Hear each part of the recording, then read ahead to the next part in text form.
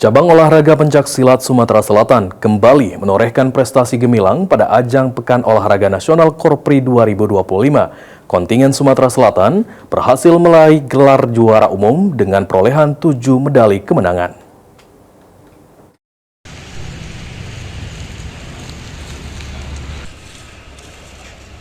Dari cabang olahraga pencaksilat dalam Pornas Korpri tahun 2025 di Gedung Dekranasda Jakabaring Palembang, kontingen Sumsel berhasil meraih juara umum setelah berhasil membawa pulang 3 medali emas, 3 medali perak, dan 1 medali perunggu.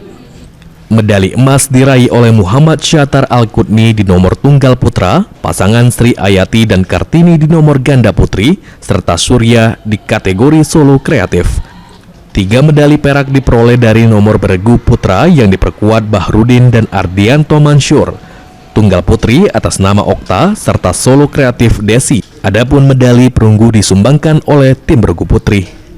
Pelatih tim pencaksilat Sumatera Selatan, Abdurrahman, menyampaikan hasil tersebut merupakan buah dari latihan intensif selama 1 bulan sebelum pertandingan dimulai. Terima kasih disampaikan kepada pemerintah Provinsi Sumatera Selatan yang telah memberikan dukungan penuh. Alhamdulillah, sangat bahagia sekali. Sumatera Selatan belum pernah juara umum, baru di Pornas bisa juara umum. 3 medali emas, 3 perak, dan 1 perunggu.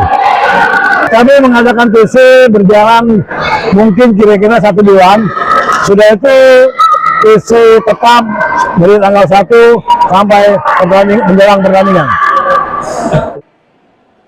Sementara itu, atlet peraih medali emas Muhammad Syatar Al-Qutni mengungkapkan rasa bahagianya dapat mempersembahkan hasil terbaik untuk Sumatera Selatan. Bahagia karena sudah penuh dengan latihan. Ya, inilah hasil dari latihan kami. Alhamdulillah. Terima kasih banyak atas doa dan dukungannya. Semoga supportnya, semoga Allah yang bisa membalasnya. Syatar menambahkan dukungan dari pemerintah dan pelatih